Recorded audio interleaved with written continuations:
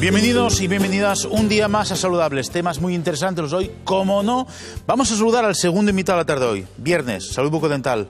El presidente del Colegio de Odontólogos de Asturias, don Javier González Tuñón. Buenas tardes, bienvenido. Buenas tardes, también. Don Javier, querido amigo, ¿la salud bucodental de los asturianos es buena? Bueno, quizá no es muy mala, podríamos decir. Vale, de acuerdo. Vamos a desarrollar un poco más tarde este tema. Muchas gracias por venir. Gracias. Bueno, dejamos aquí al doctor Javier González Tuñón y vamos con otro, bueno, conocido en la casa, neurólogo, el doctor Valentín Mateos. Valentín, buenas tardes. Muy buenas.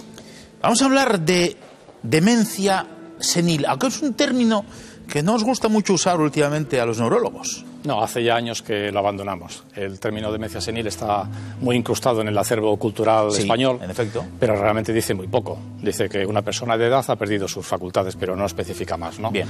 Hoy en día tendemos a que los diagnósticos sean más concretos, porque de ahí se van a derivar después qué actuaciones hacer, y entonces que la palabra demencia, el apellido, sea más específico. Bien. Demencia frontal, demencia tipo Alzheimer, demencia vascular, etcétera. Claro, entonces lo que ponéis el apellido en función de la etiología, Claro. lo que causa esa Exactamente. demencia. Exactamente. Claro, porque ¿qué significa demencia realmente? Bueno, pues la demencia todos lo asociamos con la pérdida de la memoria, Sí. pero nosotros conceptualmente exigimos que aparte de la memoria se pierdan más cosas. Bien. Y que eso tenga un curso progresivo y que repercuta en la independencia y la autonomía de la persona. Bien.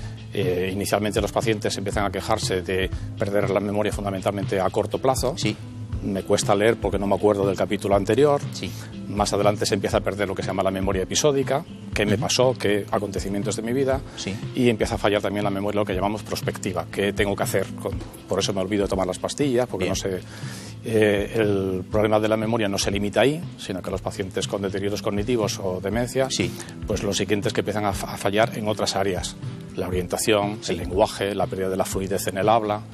Y la pérdida de la capacidad de autonomía. Sí. Empiezo a fallar primero en lo complejo, manejar un instrumento, y acabo fallando en lo simple, cocinar o vestirme, ¿no? Claro. Entonces, ese conjunto o esa evolución de síntomas es lo que consideramos demencia. Demencia ya significa que esa persona ha perdido, al menos en parte, su autonomía o su manera de funcionar previa. Es un conjunto de síntomas, como tú bien dices, pero claro, ¿quién acude a vuestra consulta? ¿Es Pues- el enfermo en sí o es el entorno que se da cuenta de que esa persona está cambiando? Pues las dos situaciones se dan. Vale. Por una parte, muchas veces es el familiar, el allegado, hijo, esposo, Sí, esposa, sí. quien acude a la consulta porque aprecia que su padre, su madre, su allegado, pues no funciona bien. Y otras veces pues es lo contrario, es la propia persona, y en estos casos no siempre detrás después hay un deterioro cognitivo real, Sí. sino que muchas veces situaciones de ansiedad o Bien. situaciones de haber visto en la familia, haber vivido la demencia de un allegado, hace que ante Sí. un olvido simple que Sí. todos podemos tener con la edad, pues esa persona piense que está iniciando la demencia que tuvo su padre, y entonces muchas veces acuden personas que lo único que tienen es lo que técnicamente llamamos quejas subjetivas. Es decir, es algo subjetivo pero que no se concreta en una deficiencia real de su Eso es muy importante lo que acabas de decir también. ¿Hay un factor, un componente hereditario en la aparición de una demencia? Muy poquito. Vale, eso es importante recalcar. Es un miedo Bien, que tiene la bien. gente, porque no es nada infrecuente que tengamos un antecedente de alguien que ha tenido demencia. Sí. Si cualquiera de nosotros juntamos nuestros dos padres Sí. y nuestros 4 abuelos por las 2 ramas, si esas 6 personas todas han llegado a ser octogenarios, no es nada raro que uno de ellos haya tenido deterioro cognitivo, Claro. pero no significa que sea una forma hereditaria. Las formas hereditarias de demencia son menos del 3%, Bien. son normalmente en edades preseniles, 40, 50 y Sí. pocos años, y son familias muy floridas, en las que hay muchas personas Claro. que tienen demencia, porque además la transmisión en esos casos es dominante. Entonces es algo muy irrelevante. Y es diferente de tener un antecedente en la familia de que haya tenido Está claro, está demencia. claro. Yo sé que das mucha importancia, siempre lo dijiste cada vez que has venido aquí, a la anamnesis, a la entrevista con el paciente, que en tu especialidad, y a ti además es lo que más te gusta, yo creo, es la entrevista con el paciente. ¿Esa es la parte más importante en cuanto al diagnóstico? Bueno, en la demencia el paciente viene, o el familiar, viene refiriendo una queja. Sí. Los olvidos, por ejemplo. Sí. Pues eso hay que indagarlo. El que va al médico porque tiene un dolor abdominal, Claro. habrá que palparle la barriga. Está claro. El paciente que viene porque se le olvidan las cosas, hay que testar cómo funciona cognitivamente. Sí. La memoria o las funciones cognitivas, igual que el azúcar o la hipertensión, se pueden medir y se pueden pesar. Y eso es pues pasando a los pacientes test cognitivos. Sí. entrevistándolos y viendo cómo funcionan en la entrevista clínica, y aquí es fundamental la opinión, la información que nos da el informador fiable, sí. Es decir, una persona cercana al paciente y que nos transmita una información real, no una información interesada porque haya detrás intereses ocultos. Sí, ¿no? está claro. Entonces aquí la anamnesis es al paciente y a los allegados. Al entorno. El tratamiento, bueno, ya el primer paso es tranquilizar a la persona en cuanto a la posible existencia o no de una demencia, como tú has dicho. Pero, ¿el tratamiento realmente existe?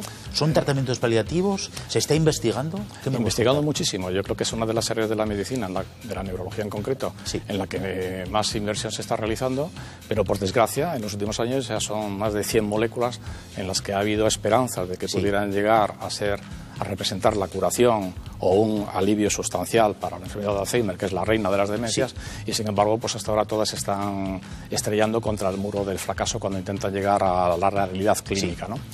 Entonces, la investigación, mucha. La realidad de ese día de hoy, todavía pocas. Tenemos pocos fármacos, sus efectos son muy limitados, intentan enlentecer un poquito la evolución y mejorar algunos síntomas, pero hay que seguir, es decir, hay que seguir investigando y hay que tener bien tipificados a los pacientes para que cuando tengamos tratamientos realmente eficaces, sí. Pues podamos aplicárselo a las personas adecuadas.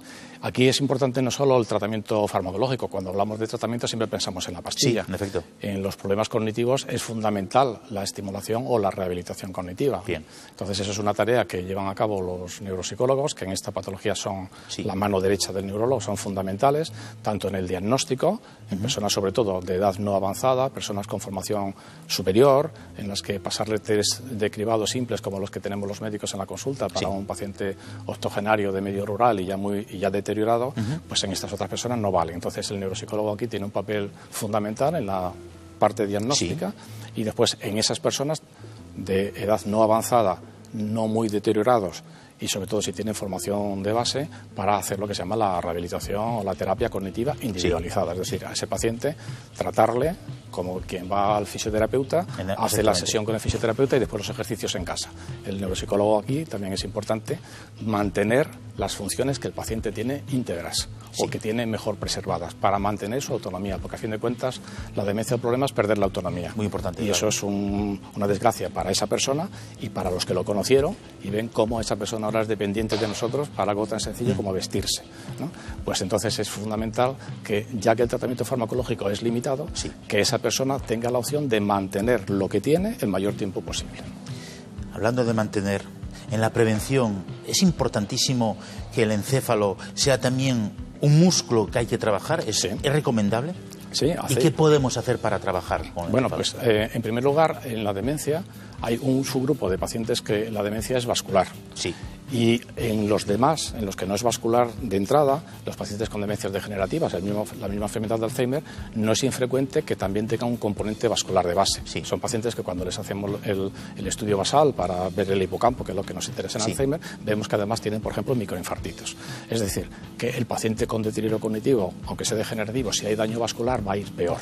Por lo tanto, la prevención de entrada de todo lo vascular no solo va a ayudar al corazón o va a ayudar al cerebro a prevenir un ictus, sino que me va a ayudar también a prevenir la demencia. Bien. Desde que la prevención vascular se ha implementado en los países occidentales en los últimos años, a pesar de que hay más número de demenciados porque somos más viejos en nuestra población, porcentualmente empiezan a bajar, es decir, tenemos un ligero retroceso de la demencia. Eso es positivo. Entonces, todo lo que es el control de los factores de riesgo, la hipertensión, el azúcar, el colesterol, las arritmias cardíacas, tener prevención con fármacos cardiovasculares, si es el caso, está ayudando a prevenir la demencia.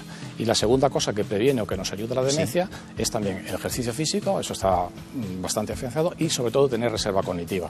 Eso se conoce desde hace mucho tiempo, aunque el término reserva cognitiva pues no lo utilizamos, se remonta a 2009, 2010, cuando un neuropsicólogo americano lo puso en boga, refiriendo que aquellas personas que habían hecho mucho ejercicio, habían acumulado mucha información en su cabecita, pues aunque le llegara la demencia, tardaban mucho más tiempo en ser significativa o esas personas en perder su autonomía. Entonces, estimular la reserva cognitiva, ponerte a estudiar un idioma, trabajar, intentar aprender un instrumento musical, seguir leyendo, seguir teniendo actividad cognitiva, aunque sea jugar al parchís con la nieta y hacer sudokus, es fundamental. Y fundamental también es tener invitados como tú, querido doctor Valentín Mateos, neurólogo, porque da gusto escucharte. Vives la neurología, vives la medicina, se nota, se siente y está claro que escucharte viene bien para nuestro encéfalo.